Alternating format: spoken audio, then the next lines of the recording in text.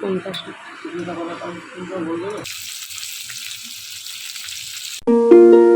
শনিবার দিন রাত্রে বাড়ি এসে এতটাই শরীর খারাপ লাগছিল যে আমি আর ভিডিওটাকে শেষই করে উঠতে পারিনি। তারপরে আবার মনাকে নিয়ে বেরিয়েছিলাম পড়ায় দিতে, মানে শরীর হয়ে গেছিলো আরও খারাপ। যাই হোক, আজকে অনেক এনার্জি নিয়ে উঠেছি। শুভ সকাল বন্ধুরা, পূজা লাইফস্টাইলে আবার একটা নতুন ভিডিও নিয়ে সবাইকে জয়গুরু জানিয়ে চলে আসলাম। আজকে হচ্ছে রবিবার, আর মনা এখন পড়তে যাবে। পুরোপুরি রেডি, স্নান করে নিয়েছে, দুধ বিস্কুট খেলো।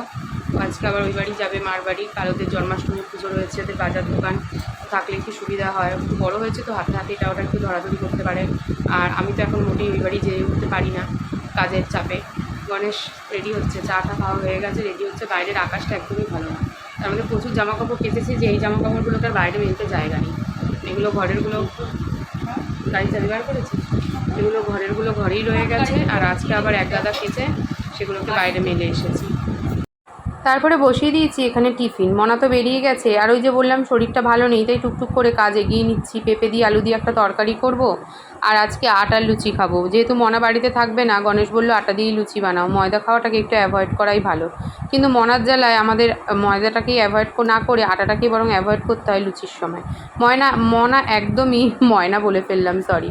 মনা একদমই লুচি পরোটা এগুলো আটার পছন্দ করে না, এর আগেও হয়তো তোমাদের বলেছি। তো ওদিকে তরকারিটা হচ্ছে, আর আমার তো আটা মাখাও হয়ে গেছে, তাই ভাবলাম জামা কাপড় কটাও গুছিয়ে ফেলি, না হলে তো আর সারাদিনে জামা কাপড় গোছানোও হবে না।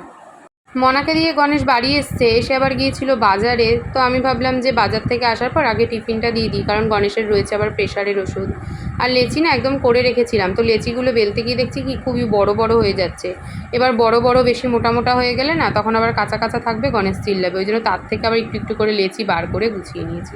গণেশকে দিয়ে দিয়েছি টিফিন, আর সাথে আমিও টিফিন নিয়ে নিলাম। টিফিনটা খাওয়া দাওয়া করব। গণেশের ওষুধ রয়েছে, সাথে আমারও ওষুধ রয়েছে। এখন তো আমারও অ্যান্টিবায়োটিক দিয়েছে দিনে 3টে করে। তো দিনে 3টে করে অ্যান্টিবায়োটিক খেতে গিয়ে আমার অবস্থা পুরো টাইট। এমনিতেই তো দাঁতের যন্ত্রণায় কিছু খেতে পাচ্ছি না, তারপর অ্যান্টিবায়োটিক খেয়ে আরও ঘরে উল্টে শুয়ে পড়ে থাকা।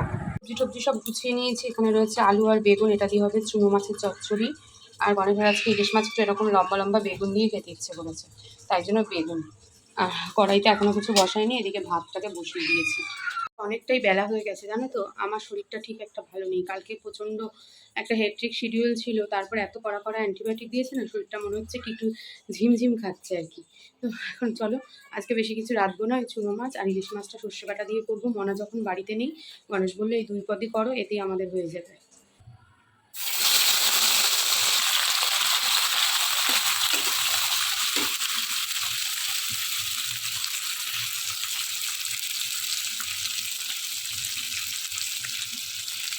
রান্না আমার কমপ্লিট। এখানে শশাটা রয়েছে, শশাটাকে না ধুতে হবে। বন্ধ থাকলে গণেশ কী করবে, খুলেই খাওয়া শুরু করে দেবে, আর ধুবেও না। ধোবো, কাটার সময় ধোয়ার কথা মনে থাকে না, কারণ একসাথে বসি তো সবজিটা কাটতে। এখানটায় রয়েছে চুনো মাছের চচ্চড়ি, এখানে ইলিশ মাছ, ওখানে ভাত, আর এই দুটোতে রয়েছে মা খাবার পাঠিয়েছে সেই খাবার। এদিকে আমার গ্যাস টেবিল মুছে একদম পরিষ্কার করে গুছিয়ে নিয়েছি, আর বাসন কটাও মেজে ফেলেছি। এবার সব থেকে বড় কাজ হচ্ছে এদিকে ফ্রেশ হতে হবে, আর তারপর খেতে বসতে হবে, তারপর ওষুধ খেতে হবে, খেয়ে একটু রেস্ট নেব। আর ভালো লাগছে না। কালকে ঘুমিয়েছি 12টা বেজে গেছিলো, তার মধ্যে আবার দুপুরে ঘুমাতে পারিনি, এতটা ট্রাভেল করেছি কালকে। তো একটু যদি সকালে ভালো ঘুমাতে পারতাম ভালো হতো। ডাস্টবিনের কাকুটা আগে প্লাস্টিক নিতে বৃহস্পতিবার করে আসতো, ব্যাস আগের সপ্তাহে রবিবার এসে একদম গুগলেট করে দিয়েছে। তাই এই সপ্তাহে আর বৃহস্পতিবার আসেনি, রবিবার এসছে। এবার রবিবার দিন এসছে মানে ভোর 6টা, বুঝতে পারছো? 6টার সময় ওই বাঁশির আওয়াজ পেয়ে লাফ দিয়ে উঠেছি, কারণ সপ্তাহে একদিনই উনি প্লাস্টিক নিতে আসছে, আগে 2 দিন আসতো।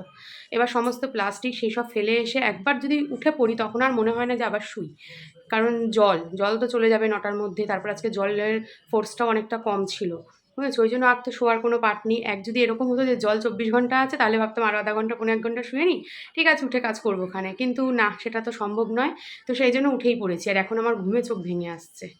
শুয়ে নিলাম, ভেবেছিলাম যে খাওয়া দাওয়া করে তারপর ফ্রেশ হবো, তারপর ভাবলাম না, ফ্রেশ না হয়ে যেন খেতে বসতেও একটা শরীরের মধ্যে আমার অসুস্থ হবে। ফ্রেশ হতে গিয়ে আমার কপালে টিপ হয়ে গেছে। ওই যে ফেস ওয়াশ দিয়ে মুখটা ধুয়েছি না, সেই কারণেই হবে হয়তো। খেতে তো বসে পড়েছি, আর আজকে না জানো তো টিভিতে ভালো ভালো সমস্ত সিনেমা দিয়েছে। মানে আমি তো সেরমভাবে সিনেমা দেখি না, আজকে দিয়েছে হলো টারজান। টারজান বইটাও আমার বেশ ভালো লাগে। আমি কয়েকটাই হাতে গোনা বাছা হিন্দি সিনেমা দেখেছি, তার মধ্যে টারজান আমার একটা পছন্দের বই। তো সেই বইটা দেখতে দেখতে এখন ইলিশ মাছের তেল দিয়ে ভাতটা খাবো। সন্ধ্যা বন্ধুরা, পুরোপুরি রেডি হয়েছি, এবার একটু মার বাড়ি যাবো। সারাদিন তো বাড়িতেই কেটে গেল, আর চারিদিকে জামা কাপড় মেলা ছড়াছড়ি। শরীরটা একটু একটু খারাপ, তো ওই জন্য ভালো লাগছে না কোনো কিছু আর কি। তো গণেশ বললো চলো তাহলে মারবাড়ি দিয়ে একটু ঘুরে আসো, আজকে আর সেরকমভাবে যাওয়ার কোথাও নেই। কাল জন্মাষ্টমী রয়েছে, চারিদিকে গান বাজনা হচ্ছে, সব বোধহয় আজকে কচুয়ায় যাবে। দেখতে পাচ্ছ যেমন এই ঘরে জিনিসপত্র মেলা, ঠিক সেরকম ওই ঘরে জিনিসপত্র মেলা। চারিদিকে ভেজা জামা কাপড়ে ভর্তি। চলো গণেশ বেরিয়ে গেছে, এবার আমি তাড়াতাড়ি করে বেরোই। থেকে বাড়ি চলে এসেছি বেশ অনেকক্ষণ আগে, এসে হাতে একটু নেল পালিশ করলাম। নেল পালিশগুলো সব উঠে গেছিলো। আর কাল যাবো মারবাড়ি, আবার পুজো রয়েছে, যেহেতু কাল জন্মাষ্টমী, গোপাল পুজো আর কি। গোপাল ঠাকুর আর লোকনাথ বাবা দুজনেরই কালকে হচ্ছে হ্যাপি বার্থডে। আর মনা তো বাড়ি আসেনি, মনা ওই বাড়ি থেকে গেছে। ওই বাড়ি কোনো কিছু থাকা মানে আমার মেয়ের একদম মানে 1 মাস আগে থেকে আনন্দ হতে শুরু করে যে অমুক দিন গিয়ে আমি থাকবো, মুখে ছোট হোক বড় হোক যাই হোক কিছুই না, মা বোন একটু সামান্য কিছু করে দেবে, ঠাকুরের পাঁচালি করবে, এটাই। সেরকম বড় করে কিছু না। পুজো বড় হোক আর ছোট হোক হবে, এটাই অনেকটা আনন্দের। গণেশ ওই ঘরে টিভি দেখছে, আর এই যে খাবারগুলোকে বার করে রেখেছি, গণেশ আর আমি খাবো, একটু পরে খাবো। গণেশ বললো এখন না, একটু বাদে খাবার গরম করাটা ভালো, বই দিয়েছে, তা বইটা দেখছি। চলো বইটা একটু দেখি। আর ভিডিওটা আজকে এখানেই শেষ করছি। ভিডিওটা ভালো লাগলে প্রথম থেকে শেষ অবধি দেখো, লাইক কমেন্ট শেয়ার করো। আর আমার চ্যানেলটা ছেড়ে যাওয়ার আগে অবশ্যই চ্যানেলটাকে সাবস্ক্রাইব করে দিয়ে যেও, কেমন? আর যারা এখনও কিন্তু আমার ভিডিওগুলোতে কমেন্ট করছো না, প্লিজ একটু কমেন্ট করে দিও। তো চলো আজকের মতন টাটা, দেখা হচ্ছে একটা নতুন ভিডিওতে। Good night.